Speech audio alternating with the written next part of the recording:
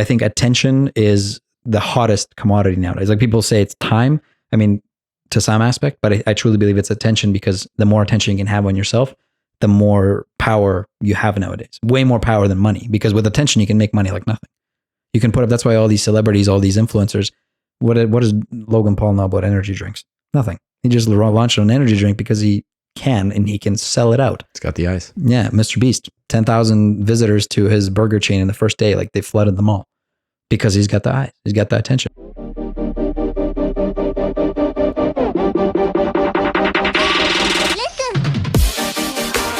Hello, everybody. This is the Winning in Winnipeg podcast, where I talk to top performing business owners, executives, entrepreneurs, and local Winnipeg celebrities. I get to learn who they are and how they think, and I get to hear their perspective about what's really going on in Winnipeg and in their businesses.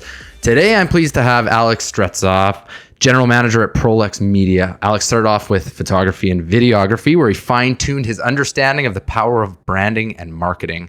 His success and abilities led him to join and lead the team at Prolex Media, where they help businesses showcase their passions through branding and marketing using photography, videography, web design, and social media management. There's a lot more to Alex, so we're going to dive in and learn about him. Alex, thanks so much for being here. Yeah, thank you for having me. That's really cool. Okay, so I'm really excited because you are actually the first social media marketing branding expert I've had on the podcast. Oh, wow. Cool. So okay. You win that award. Nice. Nobody can ever take it away from you. I like it. I'll take it home, man. I'll take it home. So almost 6 years ago is when we first met. Yeah, that's right. That was a place off St. Mary's there in Saint Vital. Yeah. Through I think Akash or somebody. I think that's right. That's who connected us. Yeah. But yeah, that was like the starting grounds. Was doing a ton of real estate photo and video work. And good at it. Thank you. Yeah, it's actually funny enough, we got a good amount of inquiries for that place to us just out of like throughout the years. Really? Like people are just asking like who built it and whatever. So it was a beautiful house. Oh my God. Yeah.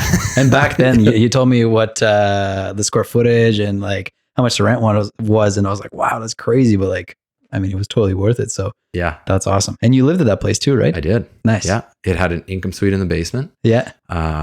And then, yeah, it was a crazy place. It was like 5 split level or something. 5 split levels. It was, yeah, it had a bit of a cab over too, right? So that gave an extra level. That was the whole suite and everything. And that marble bathroom. Oh my God. I know. Well done, man. The wet room. Yeah, the wet room. That's right. That's right. Yeah, it was crazy. Yeah. That was actually my very first show home. Oh, wow. Yeah. That's amazing. Yeah, that was the first. Humble beginnings, man. Yeah. You know what? I had a lot of small projects before that. Oh, okay. Fair enough. A ton. Yeah. That's actually what kind of pushed me. Like I was flipping entry level homes, and a lot of them. Hey, there's a ton of market for it, so why not? Well, real estate is you make money at the top or the bottom. Yeah, right. That's actually a good way to think of it. I never heard that. That's really cool. It's everywhere in between is just a battle. Yeah. Fair enough. Right. Fair enough. So what I really see in business and growth opportunities, and where pretty much all business is going, is online. Yep. And the way that we see that happening a lot more, branding and marketing, social media, content creation, all of that, right? Yep. So I'm excited. Like I'm even excited for you. I'm excited to know you because, understanding that world gives you an incredible amount of power. An advantage over competitors. Yeah. Insane, right? Yeah. Like you can, if you understand content, you understand copywriting, you understand photography and videography and storytelling. Absolutely. You can move from business to market to different markets, like everything. Absolutely. You're smart. Thank you. I appreciate that. I try, man. I try. Yeah. So what did it look like coming out of high school? How did you get into this? Oh, good question. Big car guy, huge. Since I was like 3 years old, my like 5th word ever was Fiat, apparently to my mom. Not my first choice, but can't pick when you're that young. Okay. Huge car guy, and then carried that over to, so I was born in Ukraine, lived in Israel, moved to Canada when I was 11. And then I didn't have a lot of friends when you first move here, obviously. So what I used to do is I used to bike around to all the luxury dealerships. And don't worry, this is getting to the point. We got time, my friend. Yeah, awesome. I used to bike to all the, sorry, not luxury dealerships yet. It was like higher end restaurants. Like Joey at the time was like, and like Highs and whatever. And I'd live in St. Vital and bike literally to downtown and like Joey Polo Park and whatever. And literally just try to like find cool cars and take like videos of them and photos. Nice. Literally on my like little point and shoot and whatever. Fast forward to about 14, when a bunch of like kids, and this was like early high school days, everybody would like 14, 15, I guess.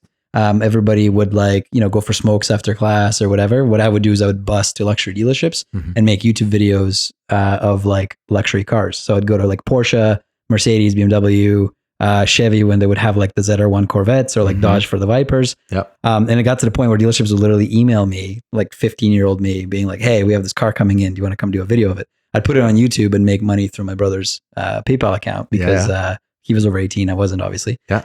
And in one of the dealerships was Mercedes-Benz Winnipeg. And then one day I was there shooting content or whatever.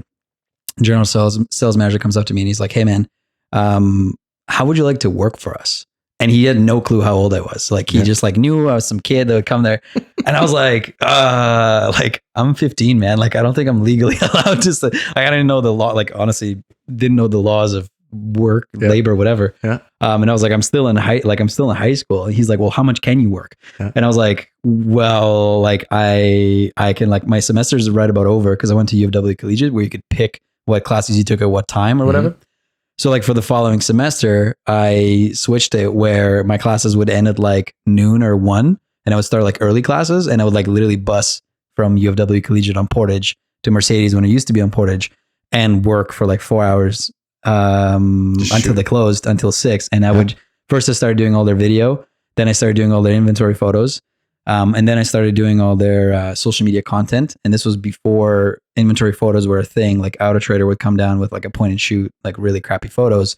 And no dealerships had social media. Yeah. So I did photos with like a DSLR that my brother got me as a birthday gift. And then did all their social media. And like within a year, we quadrupled their online traffic, online leads, everything. And then like grew followers to like 6,000 in a year. Back then it was like possible organically because it was such a shock to the industry. It was enough to like somebody's photo, they'd follow you back. Like this was back, whatever that is, 2000, I don't remember, 14 or whatever. And I did that. And then I worked for them for about almost 4 years, like 2 days, actually quit on my birthday, like right before the 4-year mark. And because I was like, if I could do this for them, I could do this for other people. And then the other push was also I have European parents. Like I come from Ukraine. So my parents were like, hey, kind of go to school or pick up a shovel, in the sense of like, you got to get a good education or you're going to end up white collar or blue collar, you decide. Yeah, exactly. So they had the best intentions and never pushed me or anything. So I didn't want to let them down. So it took a year. I went to U of M for business. Absolutely hated it because I hated learning what I didn't want to learn. I love learning, but I hate learning what I don't want to learn. So then I told my parents I wanted to take a leap year because all my friends were doing it. So it was normal. Like after or gap year or whatever. Some people did it after the first year or whatever. So then like during their second year of school. So I did that. And then in that second year, I was like, I got to figure out what I want to do to then by the end of this year, when it's time to apply for the following year, I've done enough where I can prove to my parents that I don't have to go back to school. And that was at the same time, right? When I started Prolex without telling them in about January. And then in October, like following October, I told my parents like at the end of that year that, hey, this is what I'm doing. Here's my books. I made more than like 6 of my friends combined in like 8 months. I don't think I need to go back to school. And they're like, okay, we trust you. Do your thing. So I quit in October and then just went all in. And that was it. Yeah. I feel like you mentioned a whole bunch of aha moments in there. There was a lot of aha moments. There was probably 2 aha moments in there, and then there's a couple more throughout life so far. So growing up, was it just the passion for cars and videography and photography that kind of led all of this? Or did you see anyone doing any of this? Did you have any mentors? Was it, any books, anything like that? Like, how did you even piece this together? Fair enough. Good question. It was definitely passion for cars. Like I could tell you like chassis codes and engine codes. You know what I mean? Like you had car porn, didn't you? Other kids had Playboy. You had car porn. Absolutely, man. Well, magazines. I like collected diecast cars, like car Lego, everything. Because my dad, big car guy. My brother's a huge car guy, so it just got passed on. Like I'd literally could like at 5, I could name any car on the street, make and model. But passion for cars and then passion for creativity. I was always very creative. Were you driving a Beamer when I first met you? Audi S5. That's right. Yeah, S5. So that was the first. That was my second car actually. Yeah. So that was my second car. It was like the car I bought with like the money I made with Prolex. So, yeah. Still a big Audi guy. Mine was the 2000 and what year was it? It was like 2019 BMW 320i or something.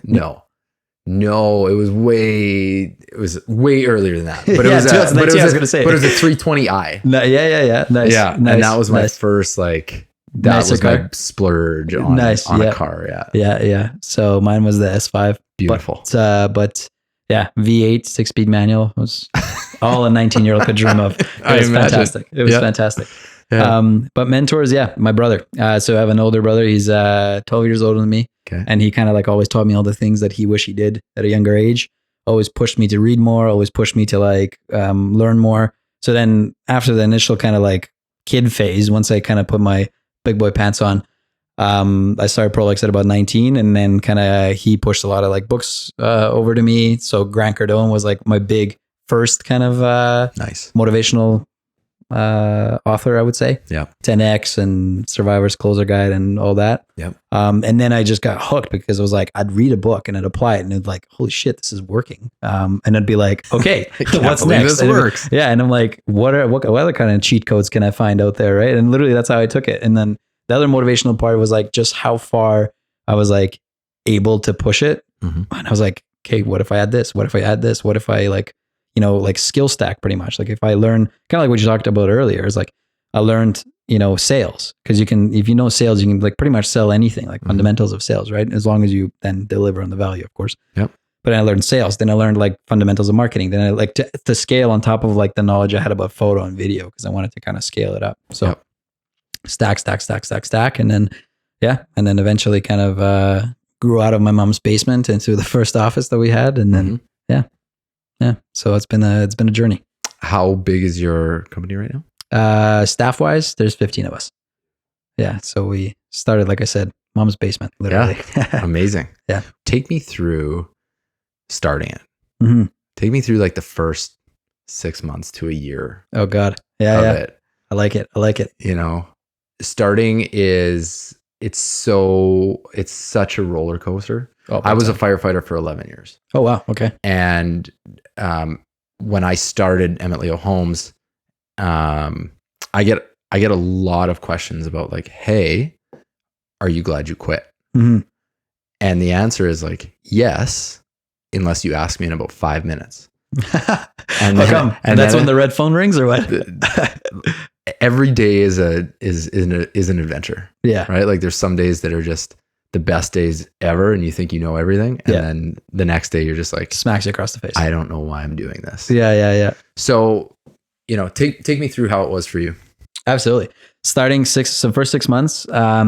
First what I did was I can only work on weekends because obviously I would work full time at Mercedes. So I started working full time to obviously make some income. So when I first started Prolex, I would only work weekends. So then what I would do is I would literally go on my lunch break to my car and cold call businesses for an hour. So good. And then I'd be like, I'd get shut down all the time. I didn't know, honestly, like not nothing. I mean, I was 19. It was like fresh into it, right? So I tried my best constantly. I tried to improve it, and like I'd finally get some people being like, "Yeah, sure, let's meet."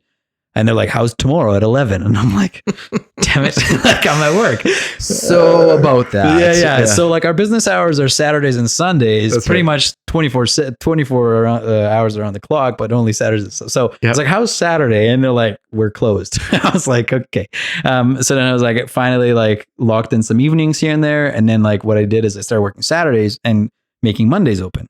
So then I would start like to meet Mondays. Then it got to the point where Mondays would fill because I would like sometimes either shoot or have to edit a bunch of stuff, but then also have to meet people.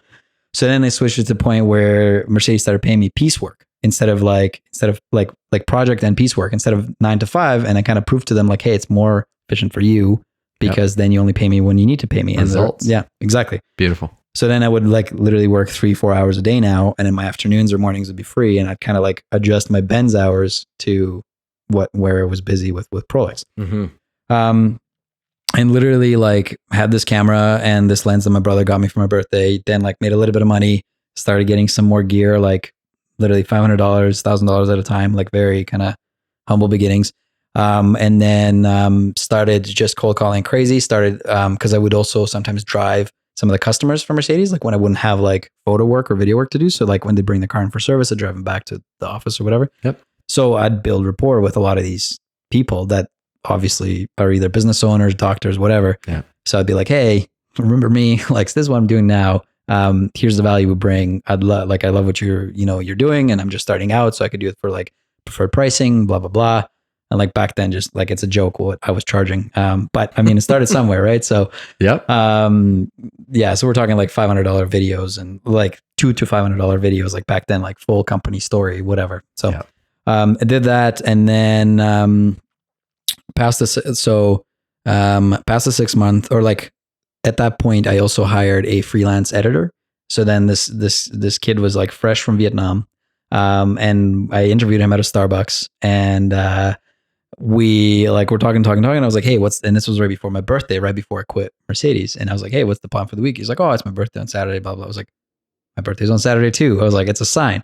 Hired the guy on the spot. We worked together for about 1.5 years. So then what I would do is I would literally, so I found a market in real estate. This was before it was like super saturated by a bunch of people doing it. Yep. So I would do all the photos and videos for realtors for their houses. And I would do about 7 houses a day, which take about 1.5 hours to 2 hours to shoot photos and videos. And then I'd drop off all the footage at like 9-10 p.m. to my editor. He'd edit till like 2 a.m, sends it to me. I wake up at like 5 or 6 a.m, send it to the quality control, send it to the realtors, hit the gym, and then on the road by like 8 a.m. again. And like literally 6 days a week.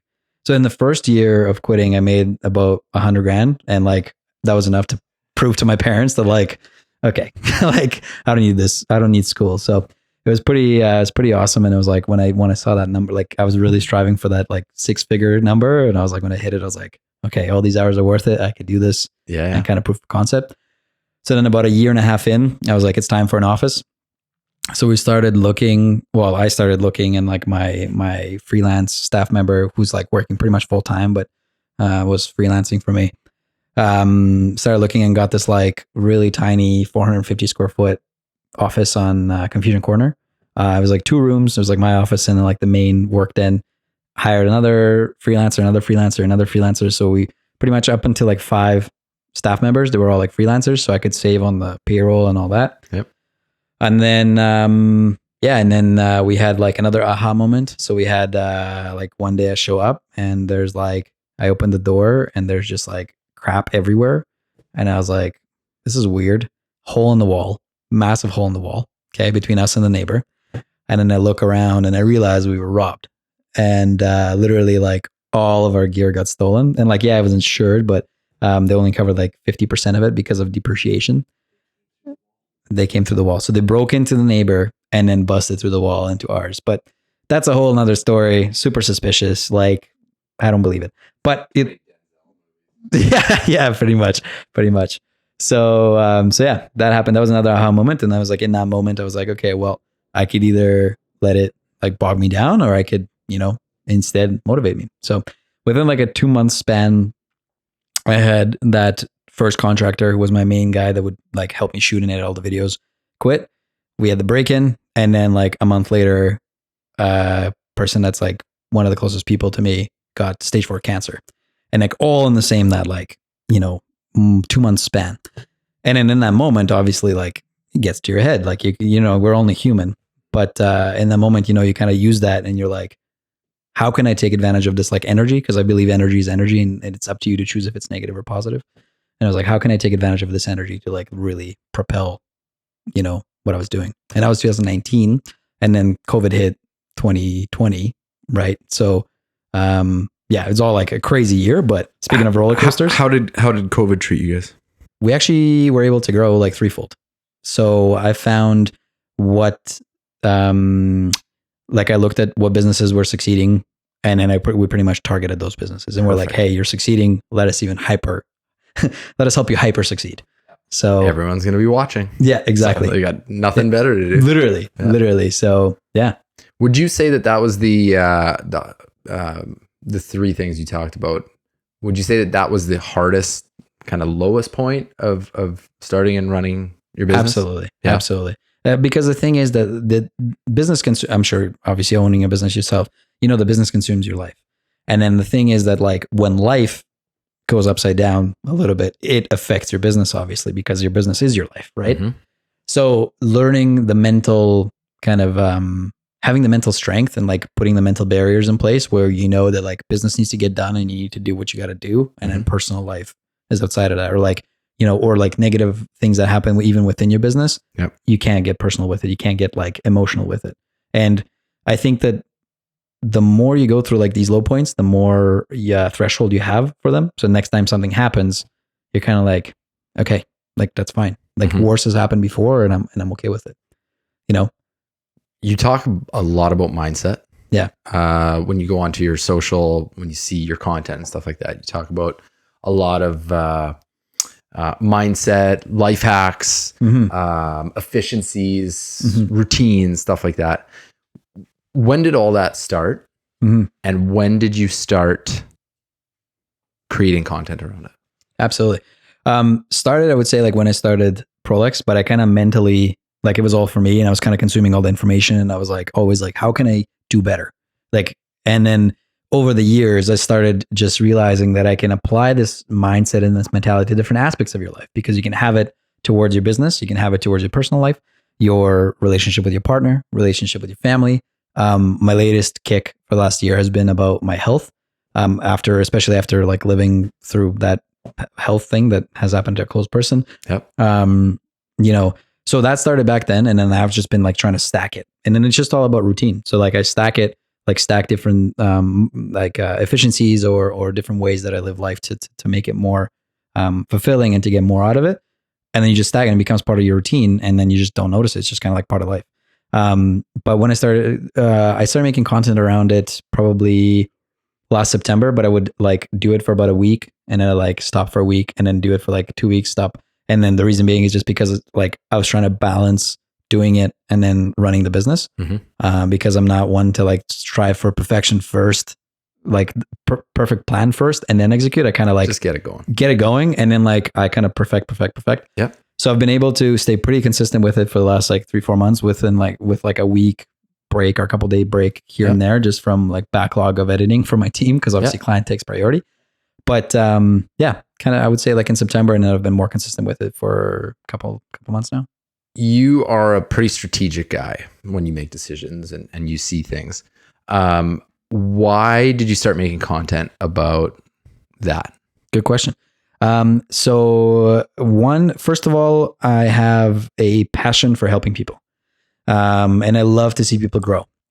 So like even within the company, I love to see, even when people move on, like for example, I had a individual that put in his 2 weeks, like a week ago, and I had to announce to the team today. And I genuinely want to see this individual grow, because like, I love to see people grow. The business will grow by itself, because my vision will stay my vision. I'll grow the business regardless of who's kind of with me and who's not with me. Yep. But I love to see people grow. I love to see businesses grow. And that's kind of like my passion has transformed for Prolex from like photography and videography to seeing the business grow and like building my own kind of empire. So that's number one is seeing people grow. And like a lot of people started coming to me for advice before I even started making content, just by like hearing about me or seeing what I'm doing and whatever. How you lived? Yeah. I guess so too. And people are like, oh, what are you doing? Like, give me like the ins and outs, right? So then I started like telling people advice, and then they would like reach out to me a month later or 3 months later when we catch up again and be like, hey, I did this, and like, this is what happened. And it's like, it worked or whatever. And I was like, this is cool. Like I'm actually helping people grow. And it's like a little bit of like, it's fulfillment for myself. Right. But then I was like, I want to do this at scale. So that was the first part, is like, I want to hear people's success stories, and I love seeing comments from people like, this is great. Or like, I tried this and it actually worked. And I love that, because I'm like, I'm actually doing a little bit of good for the world, you know? Secondary is a little bit more selfish side, of course, is when, and I'm okay with saying that, because I mean, you know, business is business. It's to grow my personal brand because I truly believe that if you have a very strong personal brand where you have, and nowadays that means to have a lot of followers on social, but like organic, engaged followers, regardless of what you do in life, you can go, knock on wood, bankrupt, or you can have a very successful exit and then start a completely different business. You can sell, like, develop homes, and then you can start selling, I don't know, aftermarket parts for cars. Doesn't matter what you're doing. If you have a ton of following and you have a lot of people believe in you, if they believed in you while you were developing your homes, they're going to be like, oh, okay, well, he did great work with homes. He must be doing great work with cars. And like, I'm going to recommend him. Or I also have a car that I modify. Well, hey, I'm going to buy parts from him. Right. Yeah. So I truly believe that I think attention is the hottest commodity nowadays. Like, people say it's time. I mean, to some aspect, but I truly believe it's attention, because the more attention you can have on yourself, the more power you have nowadays. Way more power than money, because with attention, you can make money like nothing.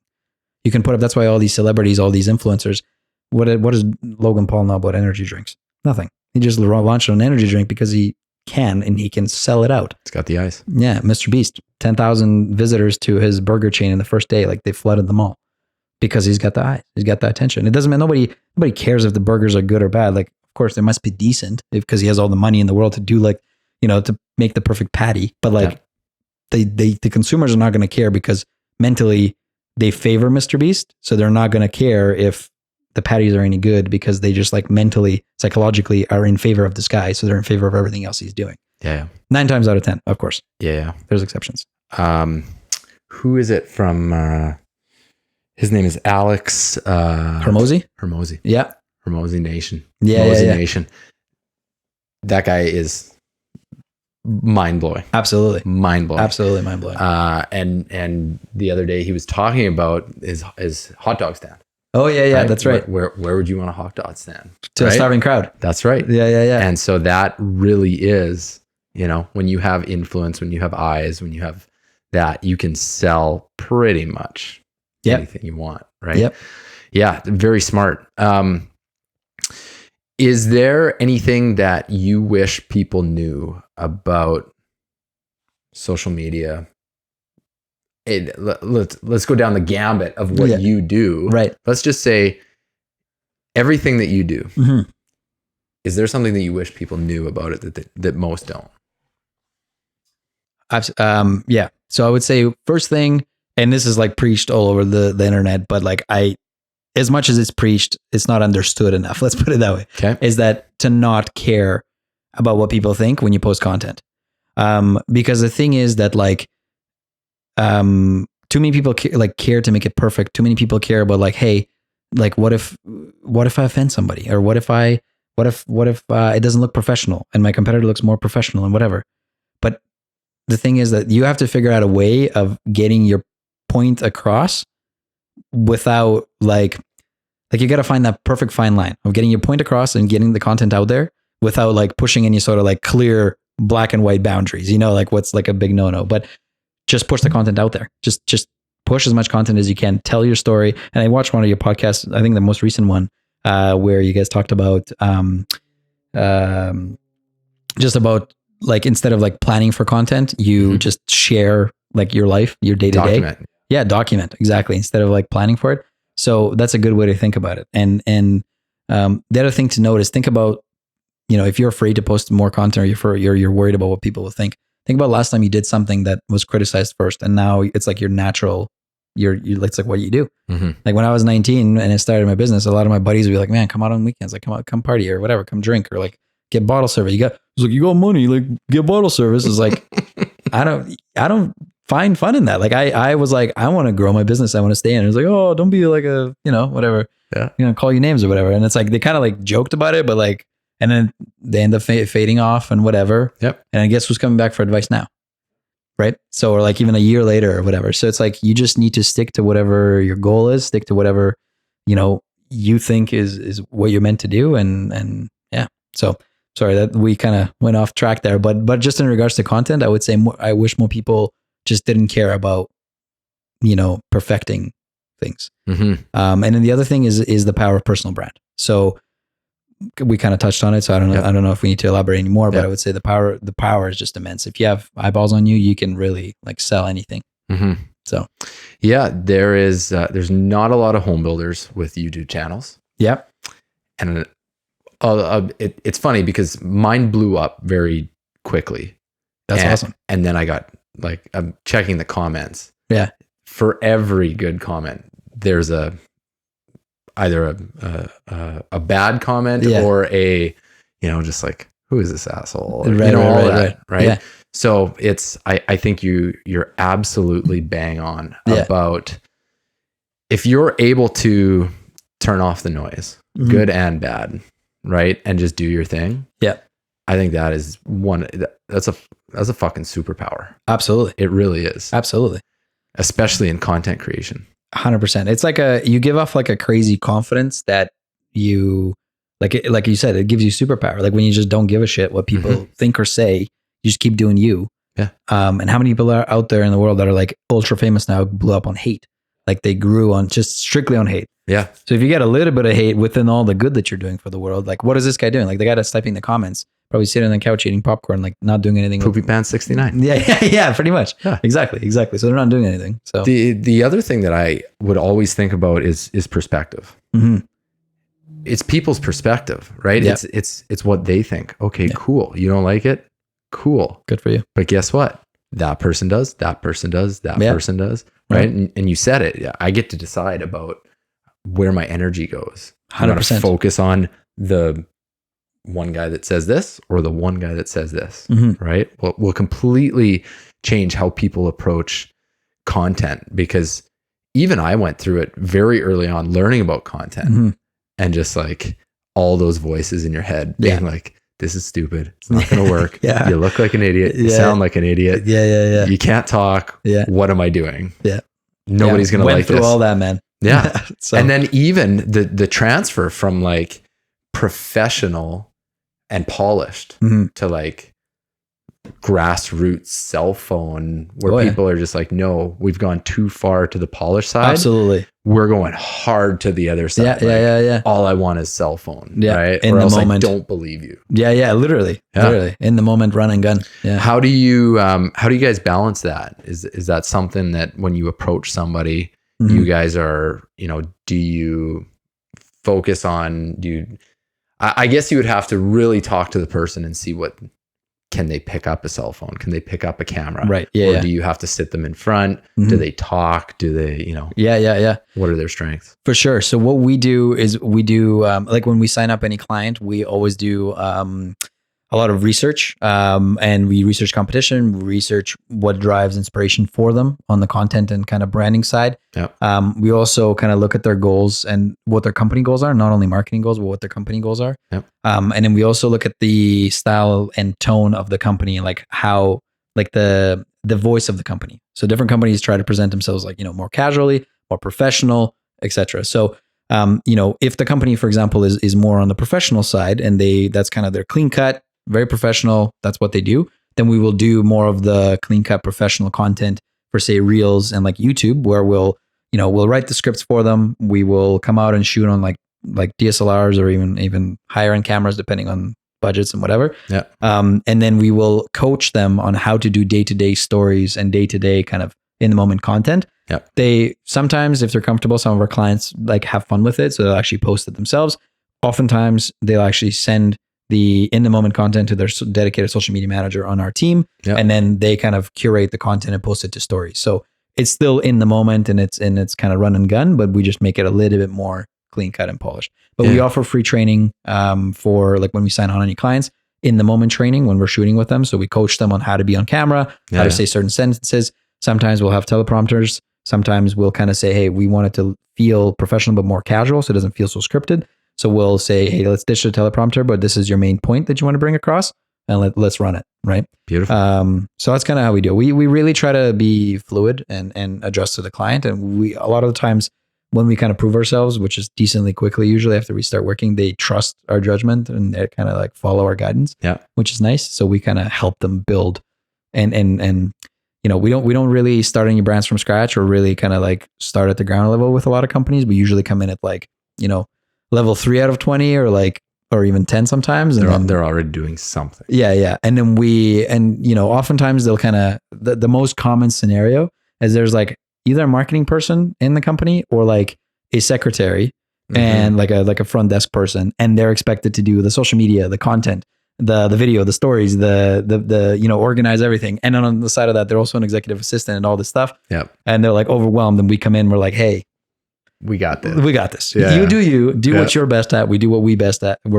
And then, let's work in synergy. So that's kind of what our approach. Problem clients. Have you ever had to like replace, we could say fire, but also, maybe the owner's not the best on camera, right? Yeah. So camera stuff, not really. So we haven't had to fire anybody because of that. We usually try to work with them. And then usually we try to be polite, but then still forward with the constructive criticism. Yep. Honest. Yeah. Honest. I would say, is a good way to put it. So still professional, because sometimes, you don't want to offend anybody. Yeah.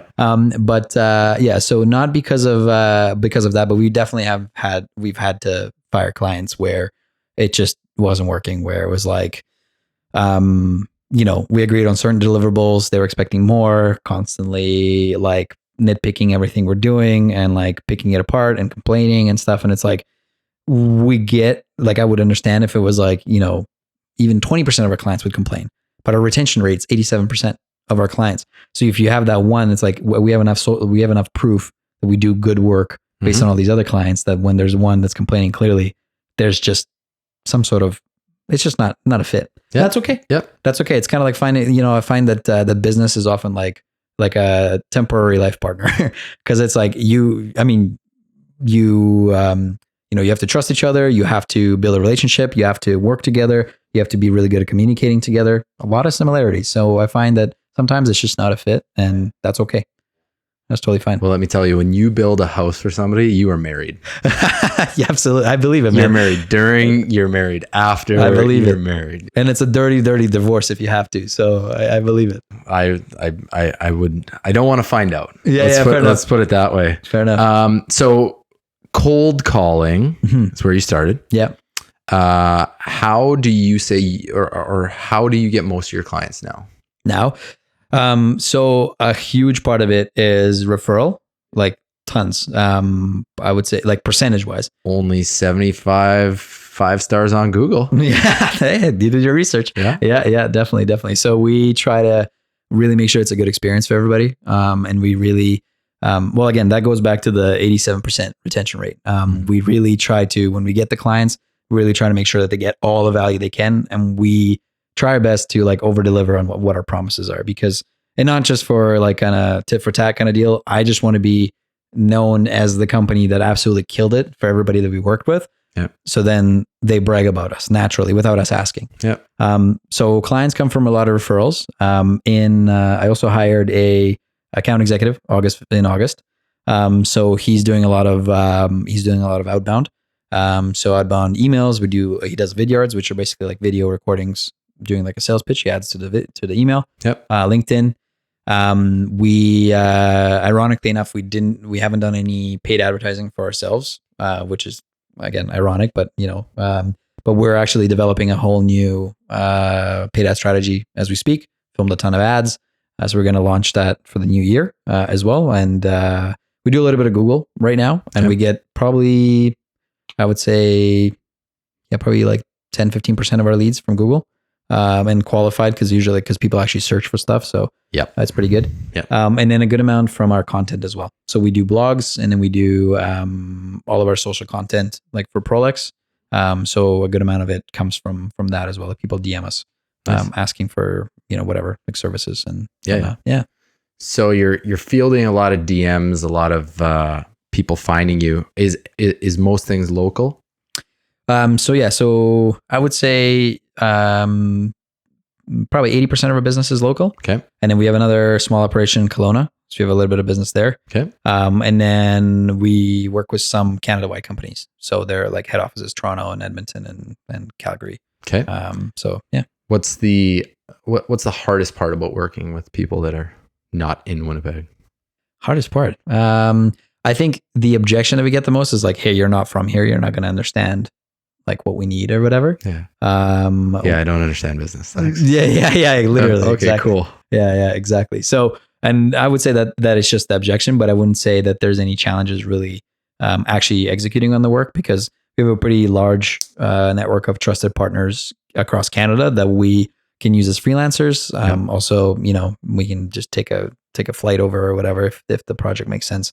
So yeah, the vision is to be kind of North America wide and not necessarily offices everywhere, just to be able to travel and create content North America wide or beyond. Yep. So we really are very kind of fluid and totally cool with traveling for work. I have no doubt that this thing's going to push way bigger than probably even North America. I appreciate that. That's kind of the vision. I really, and it's just because I have so much drive to build. I think I'm like literally, no matter like I told you earlier, it's like I think that those three things that happen were one of the biggest blessings of this whole journey. Because like those three negative kind of things, because it really, in that moment, I had a lot of like, you obviously do a lot of thinking. And it really built like a crazy mental barrier that there's not a lot of things that can happen in a day that would like derail me, even for the day, even like just for one day. Because sometimes things used to happen that would derail me for the day. They wouldn't take over my week or my month or like my year, even, to be like for a day. But even now, it's like something very extreme needs to happen that like my day, I'm like, I can't work as efficiently or as effectively because something is bothering me. Yeah. So, well, as you keep growing, the problems just keep getting bigger. Oh, big time, man. Right? Big time. So what is the hardest part? We talked about the hardest part about starting and growing your company, but what about leading your company now? Good question. Very good question. The finding out exactly what drives the people within your company and setting up an environment for that individual that's customized to them, that where they want to learn, grow with you. Because everybody's so different to the point where somebody might want to be like, hey, I have to pick up my sister, at 4:30, but we work till 5. Can I like leave at 4 every day? Yeah. But then that happens. But then another individual is like, well, I also would like to leave at 4. And then you got to like balance all of that, and that's normal. It's human nature. It's all good. It's like when, if you open a pack of gum in high school, everybody wants a piece. Well, that's gone. Yeah, exactly. Yeah. So, so figuring out what people want and like so the way I've figured out to do that is that we have like monthly up to weekly check-ins with every single staff member. Most monthly, the ones I work closely with are weekly, where I ask a lot about like how work is going and then I have about probably 20 questions that I ask each time. Things like, how can we improve our working relationship better? How's personal life? Like, can I support you in any way in your personal life? And I truly mean it. And I do. Like I, rented a Sprinter van for this person that was moving and, stuff like that. Like I try to really be a part of their life. And by building that trusted relationship with the staff member on a more personal level, they often share with me like their honest feedback. So, things like, hey, like, it's the office is cool, but like, I think we need more art in the space. Like, I feel like we can make it look more like, whatever. And it's like even little nitty gritty things like that like, I would never think, when I used to work at Ben's, I'd never think to be like, hey, you guys should need more art on the walls. We need some more plants in here. Yeah. Well, you do. You do that. It adds life. So yeah. So I hear you. Yeah. So get them at Home Depot or Lowe's. I found, because if you go to a plant store, they take too good care of them when they're there. So when you put them in your home or your office, they die like every time. They've died within like a month or two. I am a plastic plant person. Yeah, same. Yeah. Thankfully, I have a girlfriend that's a plant goddess. And so she helped me take care of the office plants and the home plants. So we're good there. But yeah. Anyway, back to the management thing. I think is like really nailing and really trying to perfect that like perfect work-life balance and like figuring out what drives people. Like different people get driven by different things. Some people are driven by money. Some people are driven by culture. Yep. Some people are driven by work-life balance. And you got to like find out what that is and really like let them, to an extent kind of have what they want or like kind of cater to what they want. And then this way they'll feel fulfilled by working, as long as they enjoy the work, of course, too. And then they'll like do the best work they can. Yeah. That was a huge shift in not only my business, but my life. Was thinking like everything that I want to build is going to take people. 100%. Whether it's clients, whether it's employees, whether it's investors, anything. It's like, here's people. And to have those, to build the team around it and invest in people is like, it is not an easy thing, No, right? Because it's not at all. so fluid. It's so different, changes every day. When we are, and I say we because I know that we're very similar in the fact that we look at life as kind of different aspects, right? Mm-hmm. Taking care of your body, taking care of your mind, thinking about purpose, mm-hmm. Family, all that. And you're only really ever as successful as your weakest one, mm-hmm. right? Make $1 billion, you get sick, you'd give it all away. Absolutely. Right? And so when you have employees mm-hmm. that don't subscribe to that, mm-hmm. right? Or that now it's your selfish responsibility to help train them, and lead them and mentor them and say like, listen, this is a selfish thing, but I want you to get better so you come to work better. Absolutely. Yeah. Right? Like you're happier in your everyday life. Mm-hmm. You're going to come to work happier. Absolutely. And we're all going to be more productive. 100%. Like 100%. It's investing in people is something that just changed my life. Absolutely. Oh yeah. I'm big on that. I'm big. And like this year we actually started implementing a lot of like education and coaching for the staff members. So before it was kind of like the onus was on them. And when it's not necessarily that I spoke that vocally, it's just like I was so busy trying to do all these other things. Yep. But this year, because I've hired people that, replaced a lot of things that I had to do, I was able to spend more time on trying to develop the staff members. So we have things like now we have monthly sharing wisdom sessions where basically everybody has to spend 6 hours, 3 hours during work hours, 3 hours after work hours, learning whatever it is that they can apply to their job to make themselves better. And then we meet for 2.5 hours once a month where everybody summarizes what they learned and shares it with everybody else for a couple of reasons. One is because when you learn knowing that you'll have to teach, you retain a lot more of the information. Right. And secondary is because then now all these people are learning the best of what everybody else learned and see if they can apply it to their role as well. Yeah. So we do, so basically subscribe to everybody to Masterclass, Skillshare, LinkedIn Learning. Yeah. Any sort of, we do like any sort of workshops that come through Winnipeg. We send like the team to whichever apply. I even had like some of the top of our industry that are like the top of the top come down and coach my team. And like, they don't do that. I was just kind of reached out and I was like, hey, like kudos to what you're doing. Love what you're doing. How much would an hour and a half of your time cost to come down and teach my team? So that's been like the biggest, I think that was like the biggest nugget that I learned that somewhere in a podcast or something. I was like, that is really smart. Like, don't look for coaches, look for guys that are like doing the best work out there, or gals obviously, and get them, be like, hey, how much is your hour worth? I'll pay you, come and teach my team. Yeah. So yeah, that's been a big shift. Leads me to my next question. Shoot. Why Winnipeg? Why Winnipeg? Why did you stay? Good question. Why did you decide, because I know you decided, why did you decide to build Prolex out of Winnipeg and then keep pushing it in Winnipeg? Good question. Initially it was because like my mom was here. So like my dad lives in Toronto. So my mom was here and I was kind of like felt like home, and I was like naturally kind of like eased out of Mercedes into Prolex, and I started building here, and I was like, oh, okay, this is going well.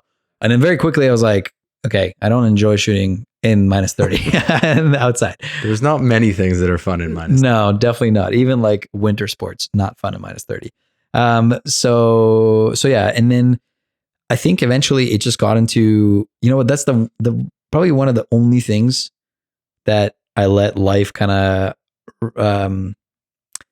like roller coaster me into, kind of like how usually most people have the roller coaster of like college, girlfriend becomes wife, kid, job, you're miserable, blah, blah, blah. Like most times, like this is probably the only thing in my life that I like let kind of roller coaster, where I don't enjoy Winnipeg from a life perspective, from like I don't feel fulfilled in Winnipeg. Mm-hmm. And like I told you, I think before we started chatting over the podcast, is like, I just came back from Toronto, and just the high pace and the energy and everything in there was like so motivational. And like, and a lot of people complain about it. Like I got a hotel downtown and I was doing everything downtown. I was like, I came back so jacked. I was just like, oh man, let's fucking go. Right. But to answer your question, I don't plan on I don't plan on staying in Winnipeg for like the rest of my life or whatever. I want to enjoy, I want to be able to come outside in my shorts, like pretty much throughout the year or whatever, or like even fuck pants. Yeah. Thanks. Yeah. You got to show off those calves, man. Come on. Start a t-shirt company. Dude. Yes. Those short shorts or whatever, so you can show off those quads. Like the Aussie shorts. Yeah, exactly. Bring Aussie shorts to Winnipeg. We all know those. Yeah, exactly. Great workout shorts, by the way. Phenomenal. Yeah, for squats and stuff. So did you travel much before COVID? Not as much as I would like. So not a lot. So travel a little bit around Europe, like when I was younger. Yep. And then just like a little bit of BC, Toronto, went to San Francisco, Mexico a couple of times, but like not crazy.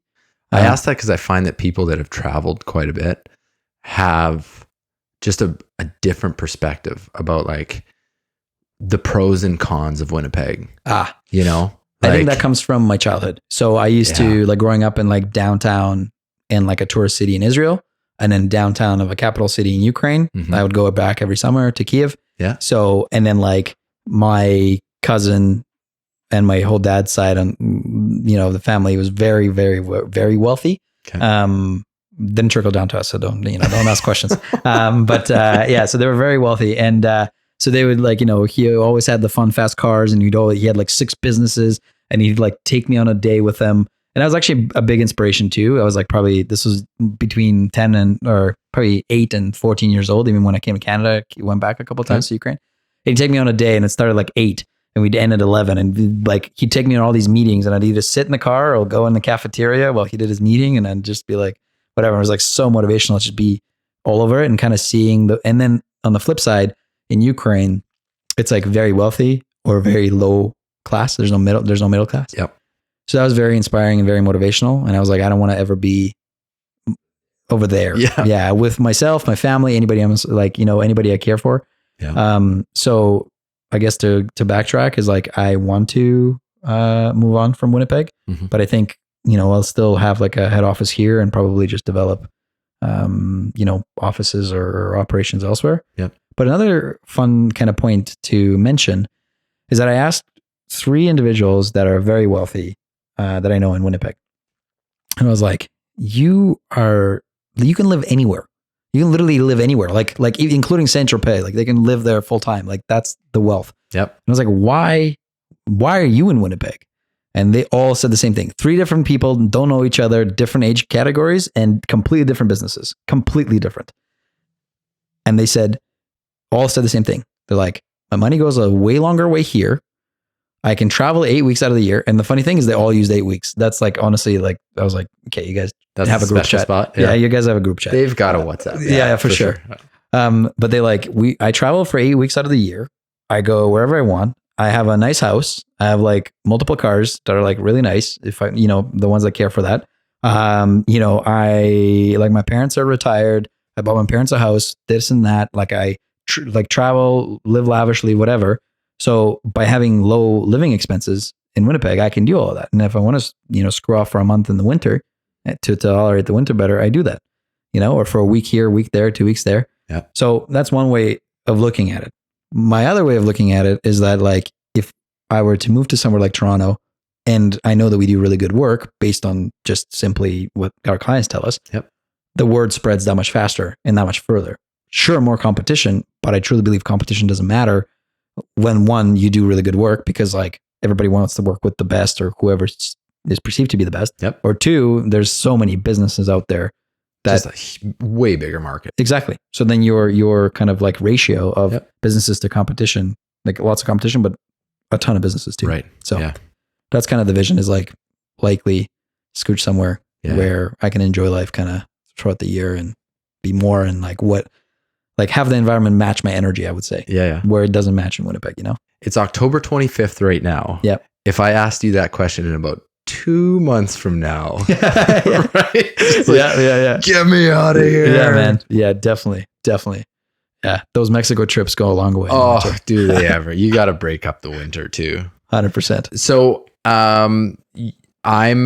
I subscribe to the very structured mornings, routines, like building up kind of everything that I need to before my day even starts. Mm-hmm. Take me through, your day. Take me through a morning. Is there certain things that you do every day? Is there things every week? Like, what's your routine? Good question. So, I guess we'll start at like I would say Sunday evening. So Sunday evening is I plan my week in advance, or like Sunday afternoon. Usually I look at my week in advance. So I look at, and then I usually plan everything, including my workouts, my like when I'm going to do deep work, when I'm going to work on specific projects that are like not like the quick 10-minute task, but like the big, that's kind of in the deep work section. And in my evenings as well. So I try to keep my evenings during the week free. And I'll tell you why in a second, but then I look at to do podcasts. No, yeah, pretty much. Yeah, obviously. See you tomorrow, right? So basically plan the week, and then even plan like if I'm doing anything with my girlfriend or seeing any, my family or friends or whatever. And usually, to be completely honest with you, I try to keep my week as free as possible from personal life during like September to May. So I stole this term, but pretty much monk mode, where that's not my term. Saw it online and I'm like, I resonate with that. Yeah.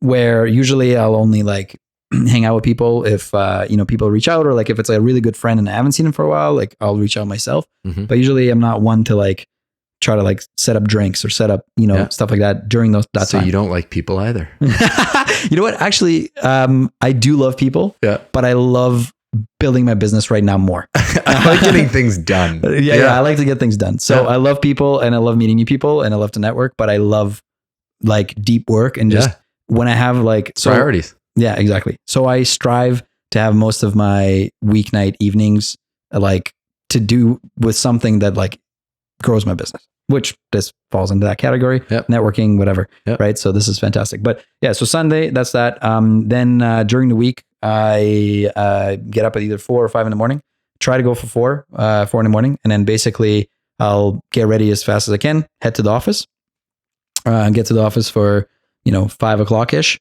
And then just get deep work done. My door is closed until about 10 or 11 a.m. So, and usually during the week, I block off every single day until noon. So I don't have and I don't take any meetings or calls until noon, internal or external. Mm-hmm. And then every Tuesday and Thursday, I don't take any meetings at all.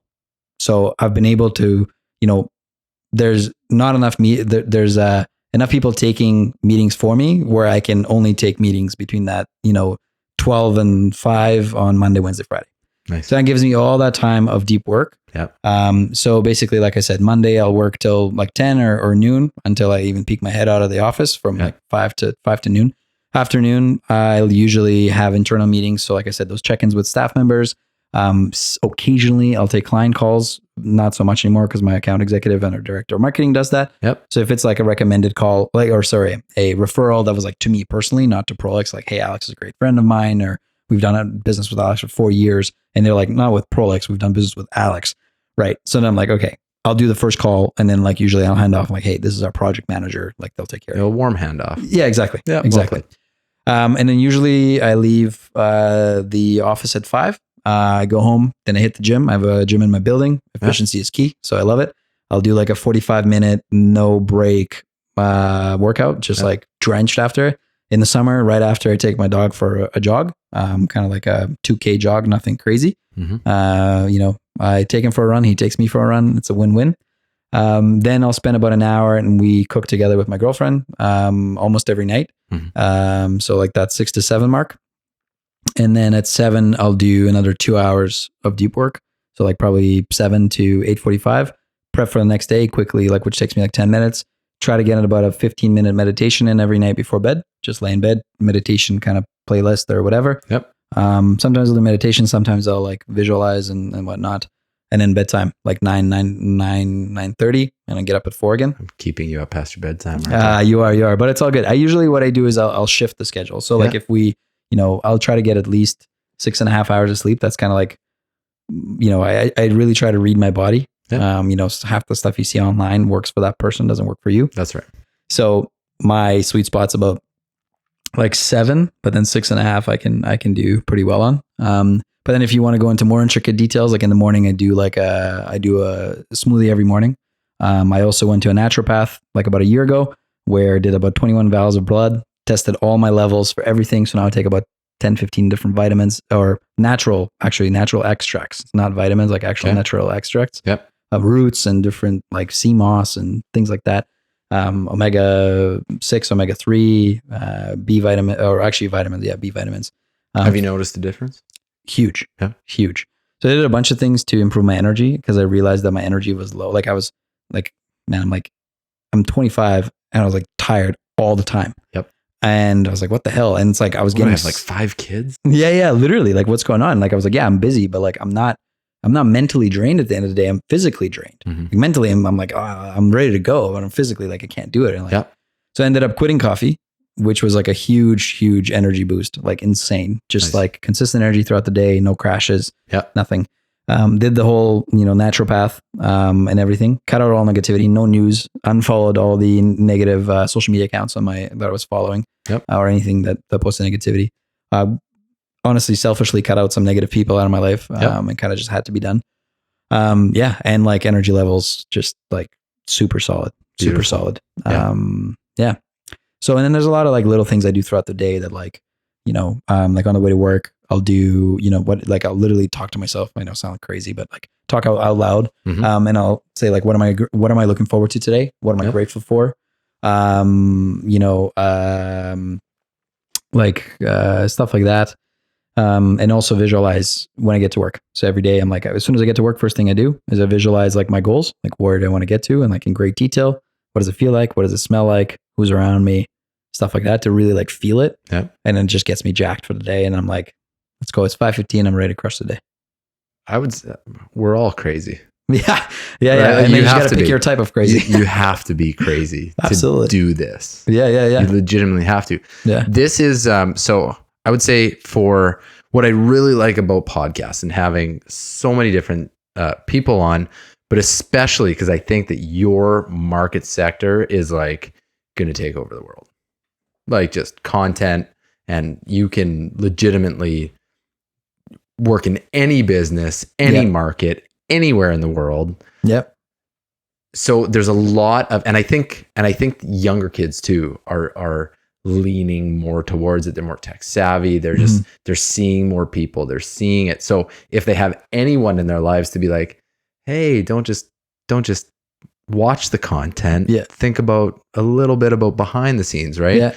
So if anyone is like starting out in here, is the thing I like about podcasts is somebody along their journey at any point, whether they're at the start of your journey, the middle, where you are now, or they're well ahead of you, can listen to what you just said and be like, what applies to me? What am I not doing? What am I doing? What do I like? Right? Absolutely. So I would say for anyone listening, rewind that about 10 minutes and listen to your I appreciate that routine.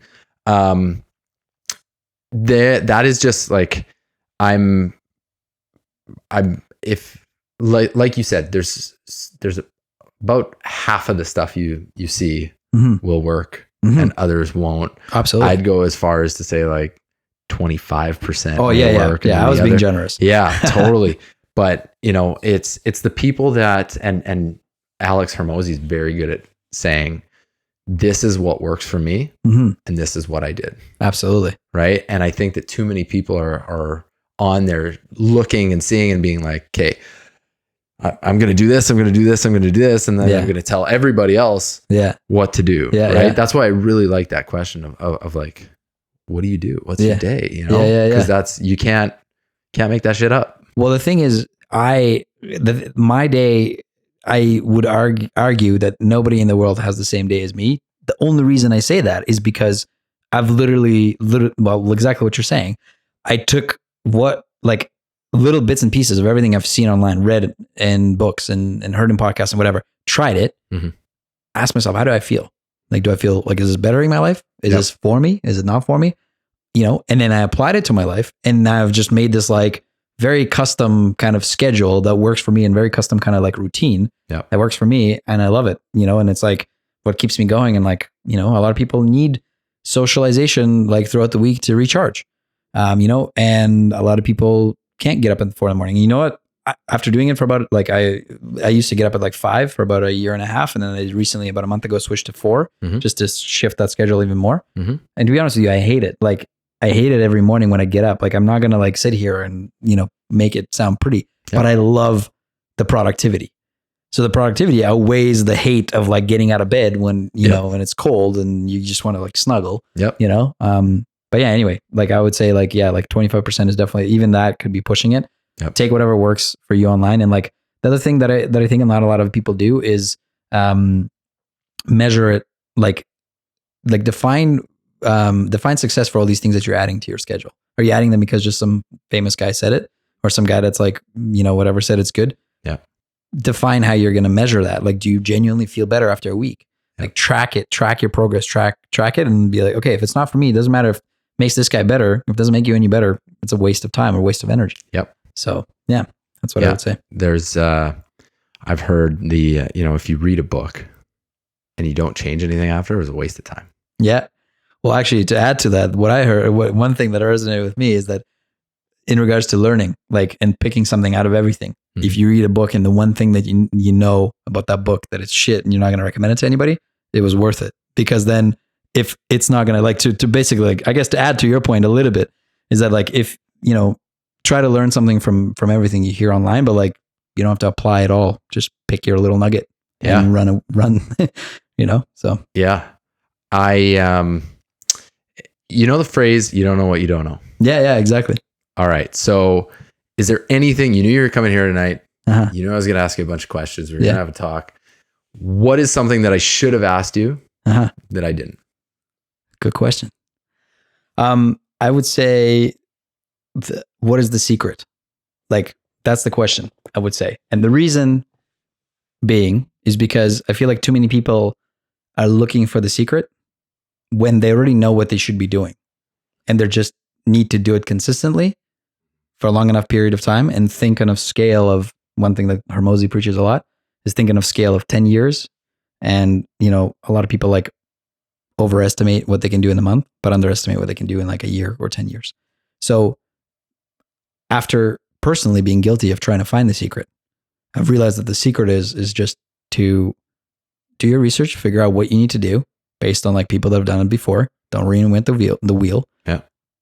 Apply it to yourself, apply whatever you think will work for you, and just do it consistently. And if you ask a lot of people, like, so I have a couple people that I kind of coach on a regular basis for, business growth and self-development and stuff. Okay. And like, they're like, what do I do? Like, what's the secret? Like, what do you do? How do you do it? Whatever. It's like, I asked them, it's like, what do you think you should do? And they're like, okay, X, Y, Z. And I'm like, have you done it? They're like, yeah. And I'm like, how long have you done it for? And they're like, oh, like a year. I'm like, okay, how often have you done it throughout the year? Like, what is the consistency rate? Yeah. And they're like, well, I do it and I fall off. And I was like, if you did that for a year, every single day, if you hit the gym every single day for a year, I mean, you can speak to it. It works. It works. Yeah. So same thing with everything else, so I think that is the secret, is just consistency and like ruthless determination and dedication. That is the secret. I love it. Yeah. I love it. This has been a pleasure for me. Ditto. Thank you so much. Thanks for sharing everything about it. Where can people find you? How do they connect with you? Absolutely. Just on Instagram, Alex Streltsov. You can probably put it, well, I guess Streltsov, probably a hard last name to spell. And then on LinkedIn as well, I post a lot of content, and then more about the company at Prolex Media, like Rolex with a P. Beautiful. Not associated. But I don't get any royalties from Yeah. Fair enough. Okay, fantastic. Well, this was fantastic. Thank you so much for being here. Absolutely. Thank you for having me. You're welcome back anytime. Fantastic. Thanks for the chat.